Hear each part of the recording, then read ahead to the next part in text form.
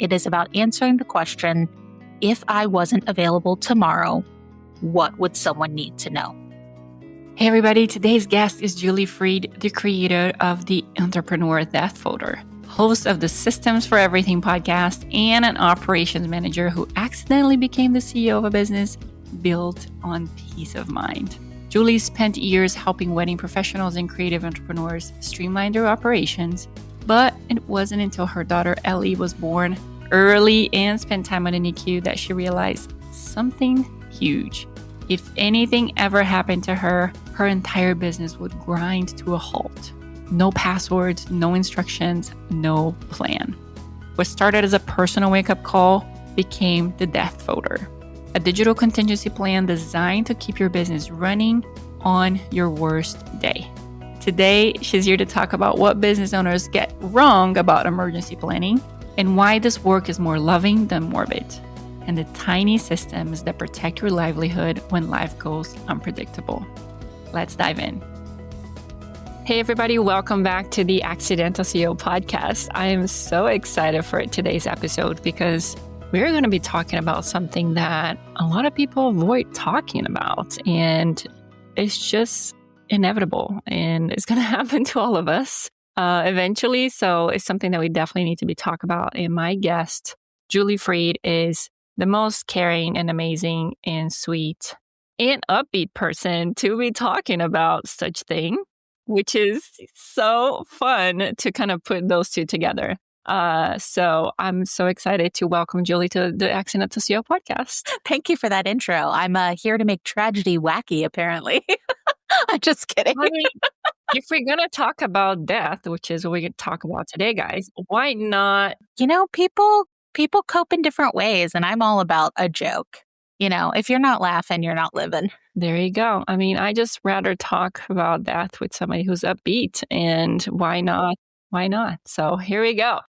Julie had this amazing idea, and we met a few years ago. I found out when I was a guest in her podcast that she thought I didn't like her, which I don't know where she got that from, people. She was crazy, but now she is. And I need to clarify, like, that you were not mean or anything. It was just 100% me. I was like, oh, I don't think that girl likes me.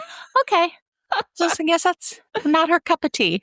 I mean, you got to do a lot for me to not like you. I mean, it's very hard. I mean, there's very few people out there that I can say, I do not like you. And you're definitely not one of them, Julie.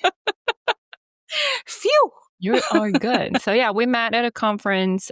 We had the opportunity to sit down, have dinner together, and then continue to meet afterwards in different ways. And I was honored to be on her podcast that she launched and is killing it. Not too long ago, it's killing it already. So I'm so proud of you. But we'll talk about all of that throughout the episode. And today I wanted to talk about something that you put together for entrepreneurs, which is the Entrepreneur Death Folder. And so let's just start with the basics. What is it? What exactly is it? And why does every business owner need one?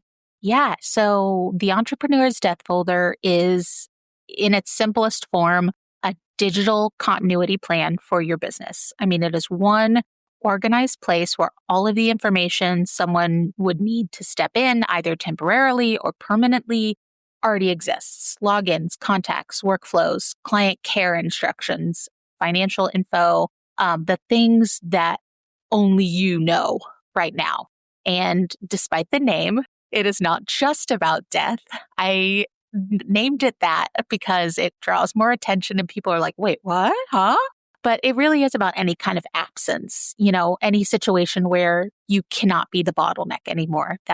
Could be maternity leave. It could be a mental health leave. It could be just a sabbatical or a long vacation, training new team members, anything like that. Yeah, I love this because not only this is offering a very practical list of here are the, logins and continuity of the business, but understanding that we might have to step away sometimes. A lot of times unplanned, right? We're not planning on getting sick or having to take, short-term leave or long-term leave or, God knows all the things that could happen to us. So there's so many things that are important. One is what I talk about all the time, really understanding how to delegate things and how to put some good plans and systems together to support your business when you do have to step away. But when things are maybe permanent. What do you do? Like, what is this next step? I remember having this conversation with my husband a few years ago. I'm like, listen, if something ever happened to me, you're going to call Nikki. I have this friend, they used to work with me. She's like, she knows how to get into my system and reach out to everybody. But that's obviously not the greatest plan, and why you came up with such an amazing system to really support everybody and make sure that we are taken care of in our family and our clients and our business is taken care of. Because the worst thing you want to do is when you're, gone, leave behind this additional problem for your loved one to have to deal with. So much, much needed. So you talk about creating that contingency plan is like very a radical act of self-love, right? That's one of the things you mentioned. Let's unpack that a little bit. What does that look like for a business owner that really is juggling everything? I mean, not only does having something like this decrease the mental load, which I'm going to speak to the ladies now. I mean, we know what a heavy and uncomfortable burden that is every day of our lives. And so to have that off your plate, to know that somebody who steps in would be taken care of in the way that they can, there are scripts, there are checklists, there are how-tos. It's not just a call this person, although yes, you need to have a key person. It is not just, okay, here's my password, figure it out. It's truly like a guide that will take that weight off during what could be potentially one of the most terrible and stressful times of their lives. And just taking that burden off of yourself is an act of self-love. Absolutely. Yeah. And we think about it as, to me, I see it as the most logistical steps of even like having a will, right? So yes, you can have a will and you can say this person will inherit the business and will be responsible for it. But how do they even get into your account? How do they move on to that step? So you're being very logistical here and really giving ins and outs of the steps that need to be taken for that. Yeah, absolutely. And it's not about, documenting just every SOP you've ever created, even though that's important. It is about answering the question, if I wasn't available tomorrow, what would someone need to know? And you kind of created the system after a personal wake-up call. So tell us a little bit more about how did you come up with this idea? What kind of inspired you to create this system to take care of things? Yeah. So, I mean, the idea had kind of been rattling around in my brain for a few years. I got married in 2021, and you're advised to have a death folder with your partner, which my husband and I have, because if something happened to me tomorrow, my husband doesn't even know what electricity company we use, like, let alone how to go and like pay the bill. And that is not an uncommon thing. Like, we are not unique in that way. And I've just seen too many situations where a business owner got sick or had a mental health crisis or experienced a loss and needed time away, and their business just stopped. But the biggest turning point for me was when I became a mom. And it was not a situation for me where I found out I was pregnant and had, the quote unquote luxury of 9 months of planning. My husband and I adopted, and we received a baby born case. She was already born. And so I became a mom with 8 hours notice, and the stakes changed. I realized that if something happened to me, how would my entire family be taken care of? How would they know where to start? I didn't want any absence of mine to ever create chaos. I wanted it to create clarity. And that's when the death folder stopped being a concept and became a reality and a responsibility that I felt I had to share with people.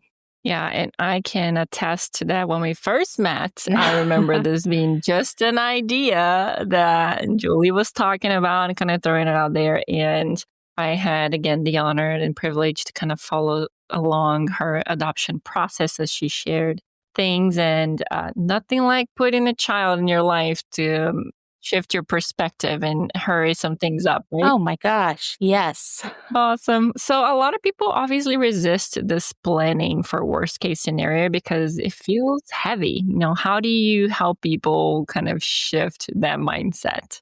Okay, well, first, there's, I would say, probably 3 big reasons that people avoid creating something like this is one, it feels morbid. Nobody wants to look at their own mortality in the face on a random Tuesday. Two, it feels so overwhelming. I mean, people assume it is just a 200-hour project that they are just going to have to sit down and do all of this stuff. And then three, the most common reason is, it feels unnecessary. Yeah, until it isn't. And ironically, the people who most need it are often the most capable, most successful, most responsible ones because everything lives in their head. And so I think I just really lean into helping people understand that we're the password keeper. We are the decision maker. We're the relationship holder. We are the one who remembers everything. And that works until it doesn't. And so this product really protects your clients from being abandoned. It protects your family from having to untangle a mess. And it protects your business and your team from collapsing during an already potentially terrible moment. I mean, this is not about planning for disaster. It is about reducing harm when life happens, not if. Yeah, I think the trap there is to, one, think we're going to be here forever, right? But also not think about this as a continuity of the great customer service that you give to your clients. Like, you have to think about this as something that you're doing for your client, for your family. Like, why would you not want to reduce any potential stress or, uneasiness and whatever feeling comes with your absence in the future? Like, you want to make sure that your significant other can go in and communicate with people. I actually have experience on the client side of something like that. I actually had one of my lawyers had to have an emergency surgery because of an accident. And I received an email from her husband saying, "Hey, I'm getting in contact with all, so-and-so's clients and letting you guys know that, she's going to be in the hospital for a while. It's going to be a longer recovery, that the team is going to be taking care of everybody." But he was the one that communicated with me, and I was in the receiving end of, something like that. I thought that was amazing care. Like, obviously he should and probably was worried about her and taking care of her, but also it wasn't forgotten that there were clients on the other end that were waiting on communication and potentially waiting on services. So I've been on the receiving end of somebody who was actually very smart and proactive. And this is something very unexpected. She had no idea that she was going to go through something like that. So I can tell you from a client's perspective how good it feels that somebody's being taking care of the whole business and taking care of you as a client, or at least communicating, if nothing else, to give you the opportunity to take the next step, whatever it is that you need. Even if it is just communication, because we have all been in that position where we have been like, man, why haven't I heard back from this person? And it may be that nothing terrible happened, thank goodness. But wouldn't it be great if you had a plan in place? This episode is brought to you by my one-on-one Freedom First Leadership Coaching. This is for founders who are still the glue in their company and want to become the calm, precise CEO. Together, we will redesign your role, install clean decision rights, and delegate outcomes with a clear definition of done. You'll leave with a weekly operating cadence, a 90-day plan, and the confidence to scale without being on call to everything. If you want high standards at a human pace, apply now at accidentalceo.co/coaching. That's accidentalceo.co/coaching. So what are some of the most common mistakes that you see entrepreneurs, make when it comes to that contingency planning or avoiding it? Oh gosh, I would say some of the most common, I think people assume that contingency planning is planning for death or for disaster. And so they don't start because it feels too heavy and too dramatic and too emotionally loaded. But most contingency plans are used during inconvenience, not catastrophe. So it's almost trying to reframe this to people as an absence plan and not, a tragedy binder. I think people obsess over software folders, platforms, and stuff instead of people. Because in a real emergency, human beings carry the weight, not your computer. So it's who to call, who has context, who has authority over things, and who should not be contacted. And I think people plan like internally, but skip like the external messaging.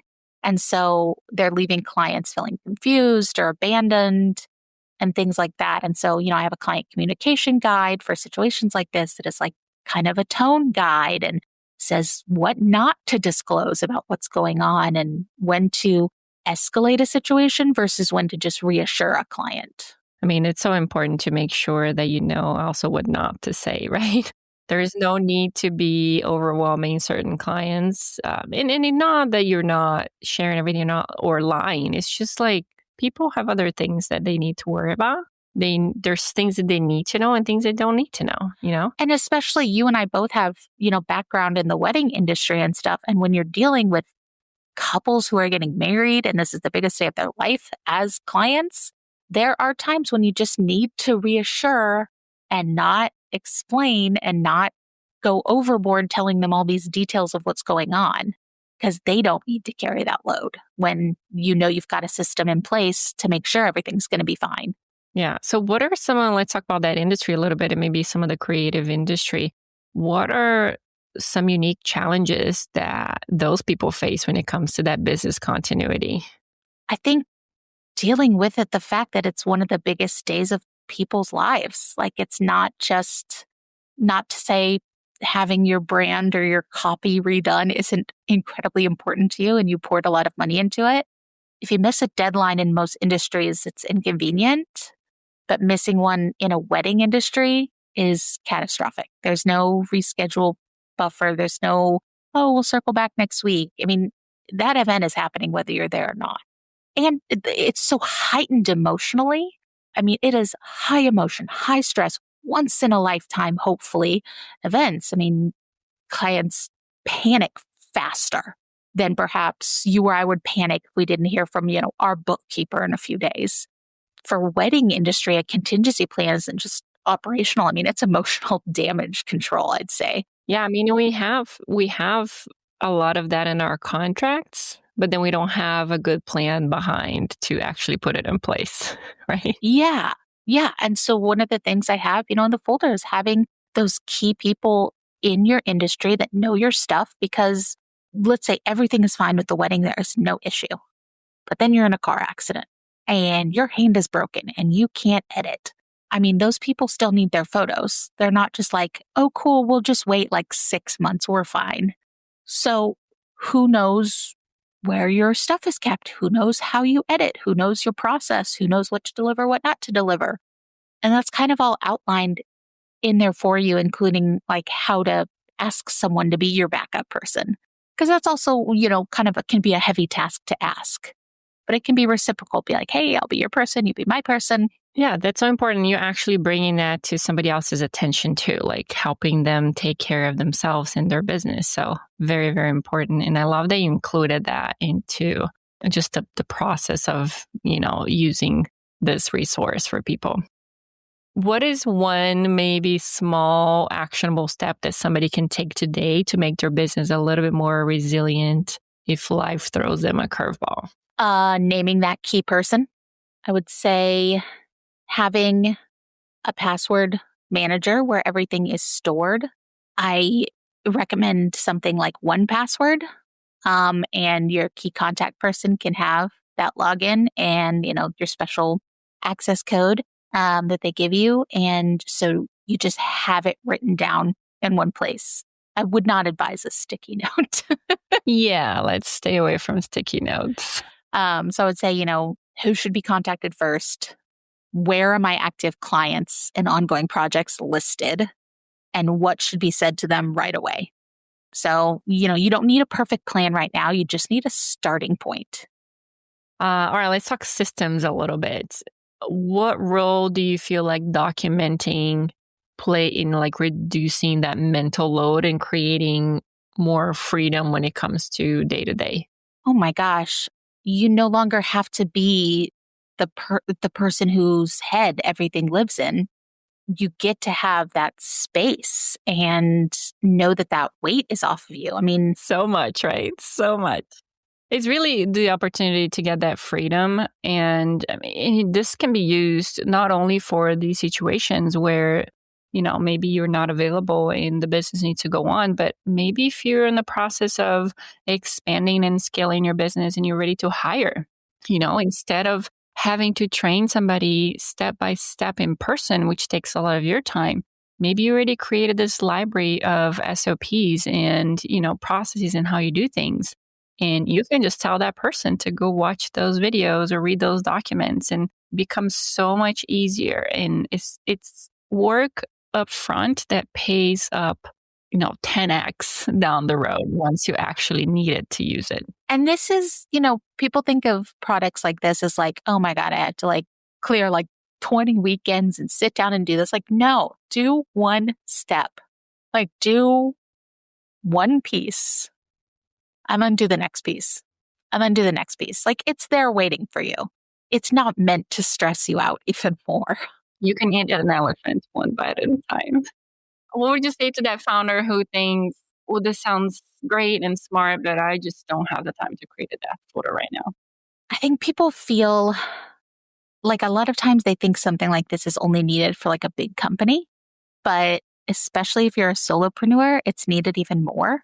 I mean, big companies have that redundancy baked in that solopreneurs just don't have the luxury of having. If you are the brand, you're the operator, you're the decision maker, then your knowledge is the asset.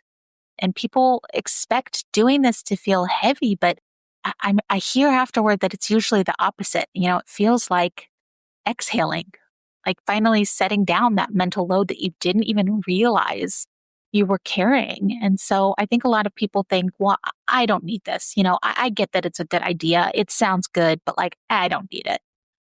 Okay. Until you need it. Yeah. Yeah. The people that I have talked to over the past few years about this as an idea, and then people I had beta test and things like that, the people that always said, I can't believe this isn't around before. I can't believe people aren't snatching this up, are the people who have been through it time and time again. Nothing like going through something to really wake you up a little bit, towards things like that. Fortunately, not everybody has to go through something like that to see the value. Thank goodness. Yeah, to see the value of it. So that's why I wanted to have this conversation with Julie, because I know how important this is as somebody who had way too many encounters with near death. I can tell you, you start thinking of things a little bit different, and what seems like an inconvenience before becomes a very clear need after those, and you don't want to wait until something like that happens to you to take action. So this episode is really to invite you to take action now and not wait until it's too late and how you have to scramble if you're still around and have to worry. That's not the thing that you want to have to worry about. You want to have to worry about taking care of yourself and getting better and getting back to your family and your loved ones. And your business is not going to be your priority, shouldn't be your priority. So we want this to be helpful to you. We want this to be a resource that you have as a smart entrepreneur and business owner for this business that you work so hard for. Awesome. Julie, where can people actually go to get their death folder? Dallas Girl Friday. That's the name of my business, dallasgirlfriday.com. And then in the upper right-hand corner, it says Death Folder. You can click there. Easy. We're going to add to the show notes for you guys as well, so you can easily get in there. But I'm one of those people and maybe there will be a coupon code. Maybe. Check it out. We love giving you guys some goodies for listening to the podcast. Thank you so much, Julie, for having this conversation that I know it's not easy for a lot of people, but I'm with you. We need to be talking about it more. People need to be taking advantage of it more. And I'm so grateful that you created something like that for the industry. Thank you so much. And thank you for having me. All right. Thank you, everybody. And we'll see you next week on the Accidental CEO podcast. Bye. And that's a wrap for today's episode of the Accidental CEO podcast. Thanks for hanging out with us in the world where creativity and business strategy collide. I am Nata Salvatori, thrilled to have shared this time with you. Remember, every episode is a step closer to mastering the art of being an accidental CEO. So don't miss out. Hit subscribe, drop us a sweet review, and spread the word to your creative tribe. Your next big breakthrough could be just one episode away. Join us next time for more insights, laughs, and actionable tips. Keep pushing boundaries, dreaming big, and embracing the beautiful chaos of entrepreneurship. Here's to make magic happen in your business and beyond.